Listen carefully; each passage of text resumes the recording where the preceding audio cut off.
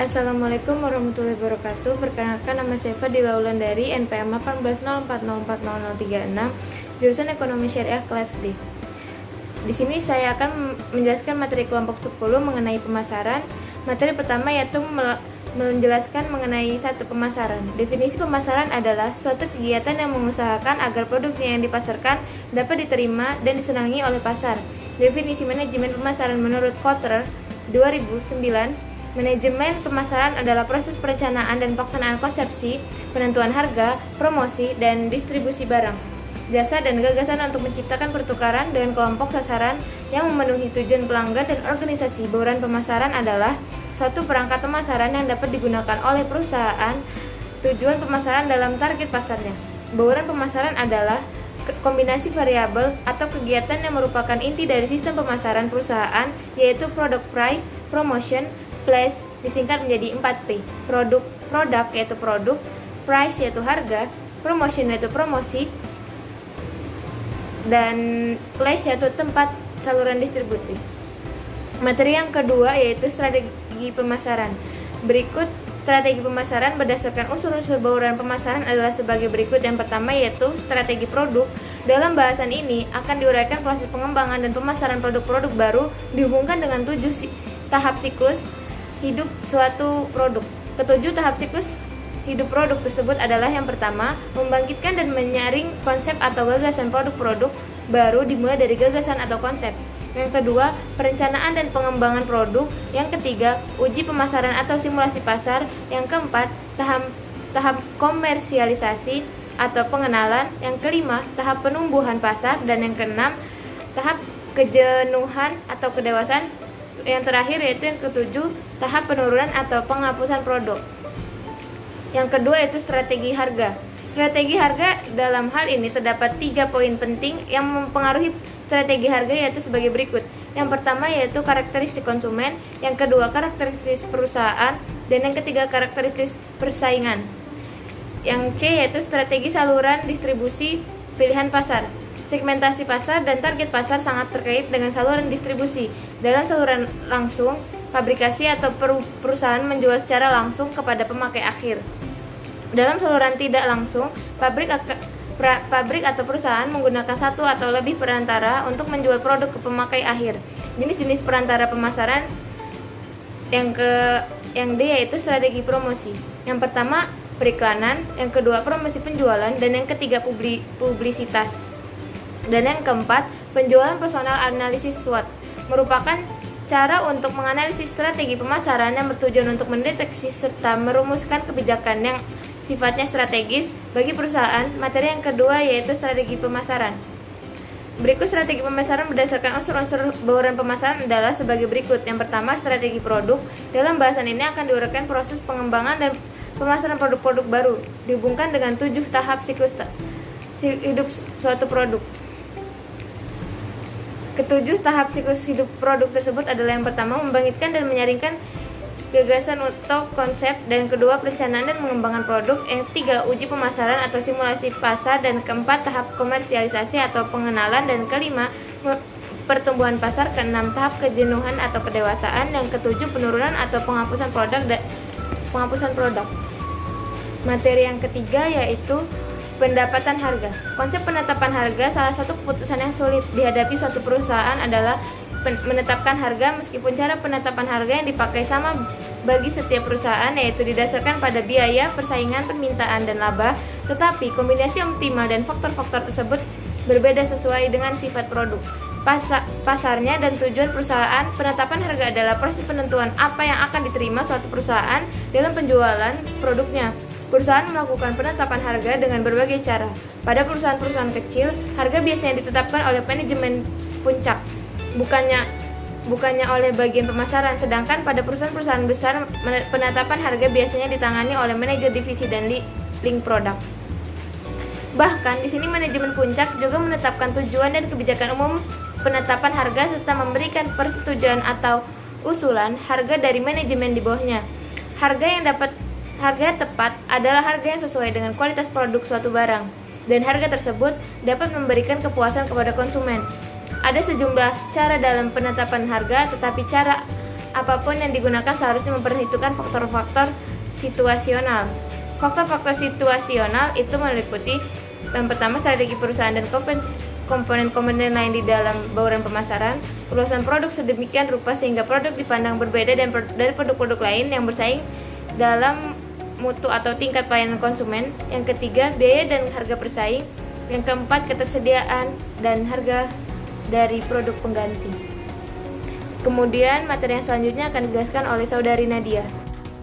Nama Nadia Nuraini, NPM 1804041110. Di sini saya akan menjelaskan materi selanjutnya tentang tahap-tahap penetapan harga. Pada umumnya dalam menetapkan harga ada 5 tahap. 5 tahap itu yang pertama adalah mengestimasi untuk permintaan barang. Pada tahap ini seharusnya perusahaan dapat mengestimasi permintaan barang atau jasa yang dihasilkan secara total yang akan memudahkan perusahaan dalam melakukan penentuan harga terhadap permintaan barang yang ada dibandingkan dengan permintaan barang yang baru. Dalam mengestimasi permintaan suatu barang, maka sebuah manajemen bisa menggunakan beberapa cara seperti menentukan harga yang diharapkan dan juga dapat mengestimasi volume penjualan pada berbagai tingkat harga. Yang kedua adalah mengetahui terlebih dahulu reaksi dalam persaingan. Kebijaksanaan yang dilakukan oleh perusahaan dalam penentuan harga harus mempertimbangkan kondisi persaingan barang yang terdapat di pasar serta sumber-sumber penyebab lainnya, seperti barang sejenis yang dihasilkan oleh perusahaan lain atau yang lainnya. Yang ketiga adalah barang lain yang dihasilkan oleh perusahaan lain yang sama-sama menginginkan uang konsumen. Dalam menentukan sebuah pangsa pasar yang dapat diharapkan oleh kalangan perusahaan yang ingin bergerak maju lebih cepat, tentu selalu mengharapkan market share yang lebih besar. Harus disadari bahwa untuk mendapatkan market share yang lebih besar ditunjang oleh kegiatan promosi dan kegiatan lain dari persaingan non harga di samping dengan penentuan harga tertentu. Kemudian tahapan yang keempat adalah strategi harga. Memilih strategi harga untuk mencapai target pasar, terdapat beberapa strategi yang digunakan oleh perusahaan untuk mencapai target pasar yang sesuai. Yang pertama adalah penetapan harga penyaringan. Strategi ini berupa penetapan harga yang ingin mencapai setinggi-tingginya. Kebijaksanaan ini memiliki tujuan untuk menutupi biaya penelitian, pengembangan, dan promosi. Yang kedua adalah harga penetrasi. Penetapan harga penetrasi merupakan strategi penetapan harga yang serendah-rendahnya untuk mencapai volume penjualan yang relatif singkat.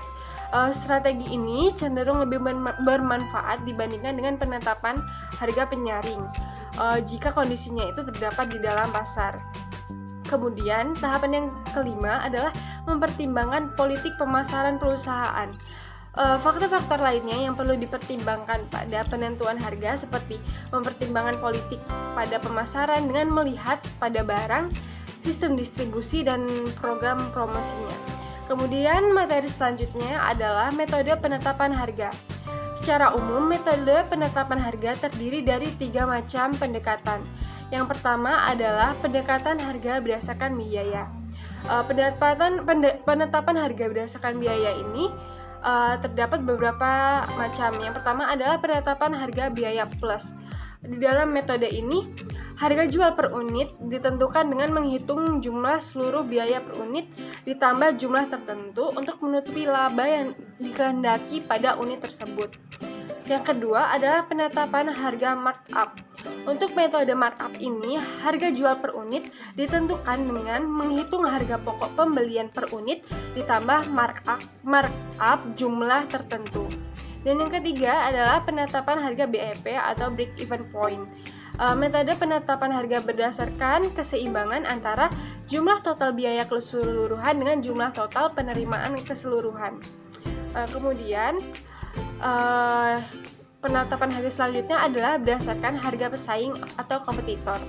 Penetapan harga dilakukan dengan menggunakan harga kompetitor sebagai referensi, di mana dalam pelaksanaannya lebih cocok untuk produk yang standar dengan kondisi pasar oligopoli. Untuk menarik dan meraih para konsumen dan para pelanggan, perusahaan biasanya menggunakan strategi harga. Dan yang ini, penetapan harga selanjutnya adalah penetapan harga berdasarkan permintaan. Proses penetapan harga yang terhadap value yang diterima, sensitivitas harga, dan perceived quality. Untuk mengetahui value dari harga terhadap kualitas, maka dapat digunakan analisis price sensitivity meter. Analisis tersebut merupakan salah satu bentuk yang dapat digunakan. Analisis ini digunakan agar untuk meminta konsumen untuk memberikan pernyataan di mana konsumen merasa apakah barang tersebut harga murah, terasa murah, terlalu mahal, dan dikaitkan dengan kualitas yang diterima. Kemudian, materi selanjutnya yang akan saya jelaskan adalah strategi penetapan harga. Strategi penetapan harga adalah tahapan di mana perusahaan mengklasifikasikan produk atau jasa yang dihasilkannya, dan produk tersebut merupakan produk baru yang belum memiliki konsumen loyal atau tetap, atau produk yang telah beredar yang telah memiliki pangsa pasar tersendiri. Secara khusus, strategi penetapan harga ini terdiri dari yang pertama adalah produk baru. Dalam menetapkan strategi penetapan harga yang efektif untuk produk baru atau tahap perkenalan, terdapat dua alternatif strategi penetapan harga. Yang pertama adalah harga mengapung atau skimming price. Harga mengapung ini memberikan harga tinggi untuk menutupi biaya dan menghasilkan laba maksimum. Perusahaan dapat meyakinkan konsumen bahwa produknya berbeda dengan produk sejenis yang lain. Pendekatan skimming ini sangat efektif jika terdapat diferensiasi harga pada segmen tertentu dan pesaing relatif sedikit. Skimming juga dapat dimanfaatkan untuk membatasi permintaan sampai perusahaan merasa siap untuk melakukan produksi massal. Apalagi skimming dapat meningkatkan nilai produk menjadi sangat prestisius. Yang kedua adalah harga penetrasi. Harga penetrasi ini memberikan harga rendah untuk menciptakan pangsa pasar dan permintaan. Strategi ini dapat diterapkan pada situasi pasar yang tidak terfragmentasi ke dalam segmen yang berbeda, serta produk tersebut tidak mempunyai nilai massal. Apalagi skimming dapat meningkatkan nilai produk menjadi sangat prestisius. Yang kedua adalah harga penetrasi.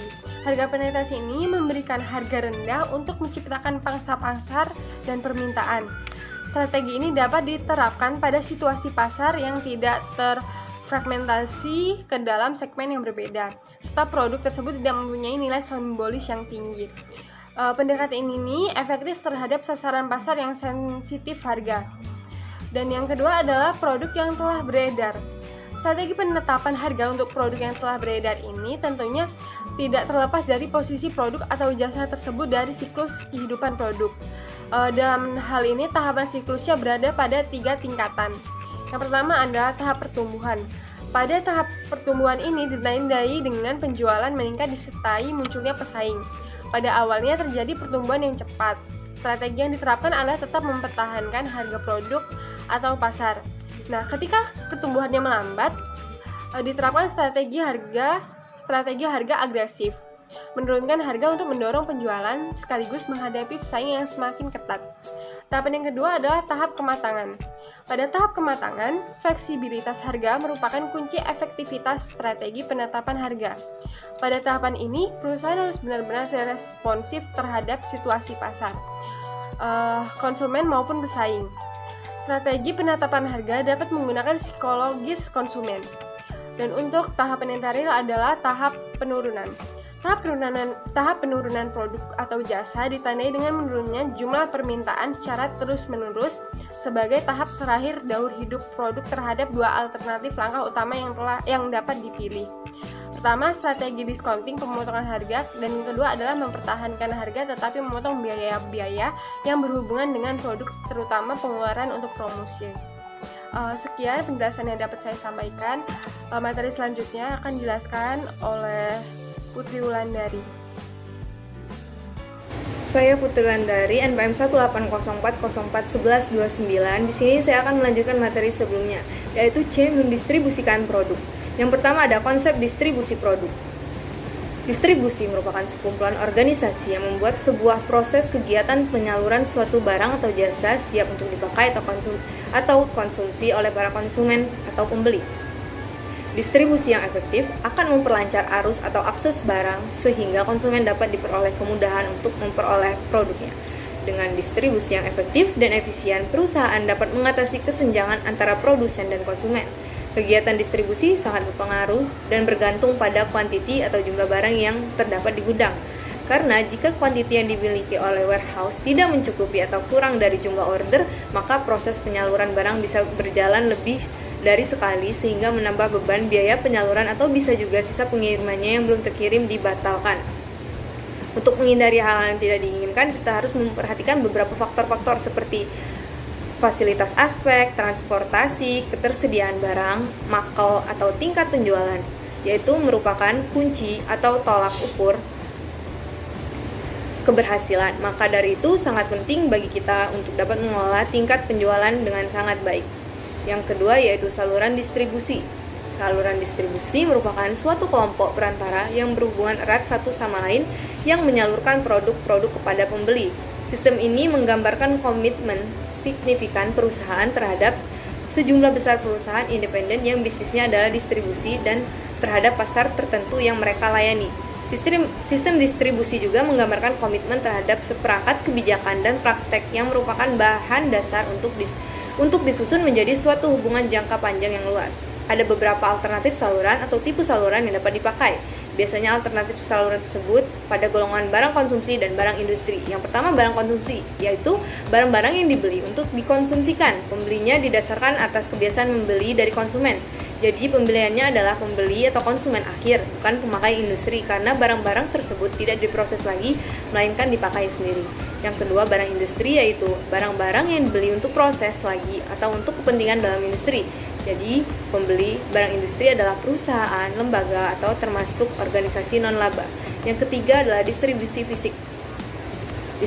Distribusi fisik merupakan aspek penting dalam rangka menjadikan suatu produk tersedia bagi konsumen dalam jumlah, waktu, dan tempat yang tepat. Dalam hubungan itu, Dewan Manajemen Distribusi Fisik Nasional Amerika Serikat mendefinisikan distribusi fisik sebagai suatu rangkaian aktivitas yang luas mengenai pemindahan barang jadi secara efisien dari akhir batas produksi ke para konsumen, serta di dalam beberapa hal mencakup pemindahan bahan mentah dari suatu pembekal ke awal batas produksi.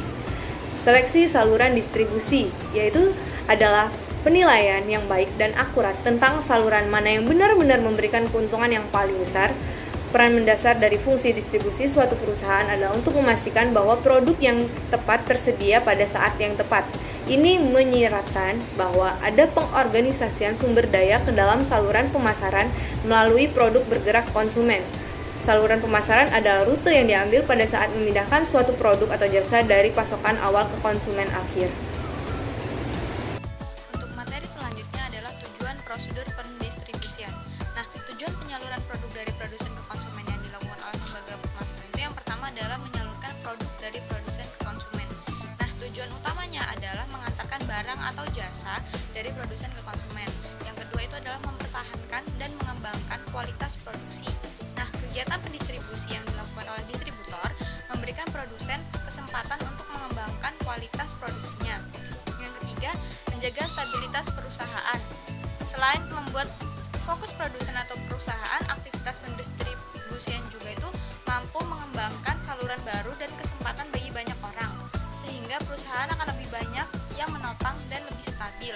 Selanjutnya adalah sebagai pemerataan perolehan produk di setiap wilayah. Jadi, semakin banyak distributor itu di berbagai daerah, maka akan semakin banyak pula konsumennya. Nah, produk yang diperoleh itu juga dapat lebih mudah untuk tersebar di berbagai wilayah. Selanjutnya adalah peningkatan nilai barang dan jasa. Melalui kegiatan distribusi, maka akan ada peningkatan nilai suatu produk. Sebagai contohnya pada komoditas cabai. Nah, cabai yang dijual oleh petani di Jogja akan meningkat harganya saat dibawa pedagang Jakarta. Yang selanjutnya adalah supaya proses produksi merata. Kegiatan produksi itu dapat dilakukan secara merata apabila proses pendistribusian berjalan dengan baik. Nah, distributor di setiap wilayah itu dapat mendorong kegiatan produksi di wilayah yang terdapat distributornya. Selanjutnya adalah mempertahankan kontinuitas produsen dalam proses produksi. Adanya distributor aktif menandakan adanya permintaan dari produk. Nah, berdasarkan hal ini, maka kegiatan produksi itu akan terus berjalan selagi pasar masih ada. Yang terakhir adalah menjaga stabilitas harga barang dan jasa. dengan adanya proses produksi itu atau proses pendistribusian melalui distributor, maka harga produk di pasaran itu akan stabil. Nah, kestabilan harga itu mengikuti kondisi sesuai dengan permintaan pasar. Selanjutnya, materi promosi. Promosi itu sendiri adalah serangkaian kegiatan untuk mengkomunikasikan dan meyakinkan orang tentang produk tersebut atau suatu produk dan mengikat pikiran dan pasarannya dalam suatu wujud loyalitas pada produk. Nah, beberapa tips agar produk yang dilakukan itu dapat berjalan secara efektif. Yang pertama adalah memberikan diskon. Nah, adanya diskon atau potongan harga itu adalah faktor utama konsumen untuk mengambil tindakan pembelian produk. Yang mana dengan adanya diskon ini akan menarik perhatian konsumen untuk membeli produk. Yang kedua adalah memberikan gratis ongkos kirim. Nah, adanya diskon berupa gratis ongkos kirim itu akan mampu menarik minat konsumen dalam berinteraksi. Selanjutnya ada menawarkan cashback. Cashback itu adalah kegiatan mengembalikan sebagian uang dari konsumen setelah melakukan pembelian dengan nominal tertentu. Nah, promosi dengan adanya cashback itu yaitu sangat efektif untuk melakukan promosi terhadap suatu barang. Selanjutnya adanya mengadakan flash sale. Flash sale itu adalah bentuk metode penjualan dalam waktu yang terbatas dan sangat singkat. Selanjutnya adalah membeli satu dapat gratis satu ataupun sejenisnya. Selanjutnya adalah memberikan gift atau hadiah. Nah, memberikan gift atau hadiah ini umumnya dilakukan pada produk-produk barang elektronik. Nah, selanjutnya menerapkan loyalty program. Program merupakan salah satu bentuk promosi yang bisa dilakukan untuk menarik para calon konsumen baru. Selanjutnya adalah membagikan voucher ataupun kode promo. Nah, voucher atau kode promo itu sering banget dijumpai pada aplikasi ojek online yang biasanya itu berupa voucher yang dapat ditukarkan ketika melakukan transaksi pada aplikasi yang sudah ditentukan. Yang selanjutnya adalah memberikan garansi kualitas. Garansi kualitas atau keaslian barang ini menjadi salah satu alasan kenapa konsumen untuk melakukan transaksi pembelian. Yang terakhir adalah membagikan giveaway. Tujuan dari pemberian giveaway ini lebih kepada menarik perhatian calon konsumen baru untuk mengetahui adanya produk atau bentuk brand awareness. Selanjutnya, kesimpulan. Pemasaran itu adalah sistem keseluruhan dalam kegiatan usaha yang ditujukan untuk merencanakan, menentukan harga, mempromosikan, dan mendistribusikan barang dan jasa yang mana dapat memuaskan kebutuhan kepada pembeli yang ada maupun pembeli potensial. Nah, dalam hal ini, sistem pemasaran perusahaan itu yang lebih dikenal tuh dengan 4P. Yang pertama produk, price, promotion, dan place. Dalam strategi pemasaran yang terkandung dalam unsur bauran itu ada 4. Yang pertama itu adalah strategi produk, strategi barang, strategi harga, strategi saluran, dan promosi. Nah, penetapan harga itu adalah proses penentuan apa yang akan diterima suatu perusahaan dalam penjualan produknya.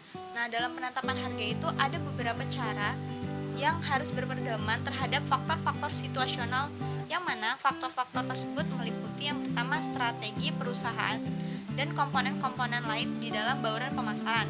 Yang kedua adalah memperluas produk sedemikian rupa sehingga produk itu dapat dipandang berbeda dari produk-produk lainnya yang bersaing dalam mutu atau tingkat pelayanan konsumen. Yang ketiga yaitu biaya dan harga pesaing. Yang keempat adalah ketersediaan dan harga dari produk pengganti. Nah, dalam penetapan harga itu harus memperhatikan faktor langsung maupun tidak langsungnya. Dan berikut ini adalah tahapan dalam penetapan harga. Yang pertama adalah mengestimasi untuk permintaan barang. Yang kedua, mengetahui terlebih dahulu reaksi dalam persaingan. Yang ketiga, barang lain yang dihasilkan oleh perusahaan lain yang sama-sama menginginkan uang konsumen. Yang keempat adalah strategi harga. Yang kelima adalah mempertimbangkan politik pemasaran perusahaan. Nah, selanjutnya ada distribusi. Distribusi produk itu adalah sekumpulan organisasi yang membuat sebuah proses kegiatan penyaluran suatu barang atau jasa yang siap untuk dipakai atau dikonsumsi oleh para konsumen atau pembeli. Nah, dalam pendistribusian itu harus memperhatikan beberapa faktor penting, yang mana yang pertama adalah aspek fasilitasi Yang kedua, transportasi dalam proses distribusi. Yang ketiga adalah ketersediaan barang atau jasa. Yang keempat adalah tingkat penjualan bagi suatu perusahaan. Nah, selanjutnya itu ada pelaku kegiatan distribusi. Nah, dalam hal ini pelaku-pelaku dalam kegiatan distribusi antara lain yang pertama ada pedagang, agen, maklar, eksportir, dan komisioner. Nah, selanjutnya adalah promosi. Promosi adalah serangkaian kegiatan untuk mengkomunikasikan dan meyakinkan orang tentang produk tersebut dan mengikat pikiran dan pasarannya dalam suatu wujud loyalitas pada produk. Nah, di mana kegiatan promosi itu dapat berupa memberikan cashback, gratis ongkir, flash sale, diskon, garansi kualitas, loyalty program, dan memberikan giveaway. Sekian materi yang dapat kami sampaikan, lebih kurangnya kami mohon maaf. Wabillahi taufiq wal hidayah. Wassalamualaikum warahmatullahi wabarakatuh.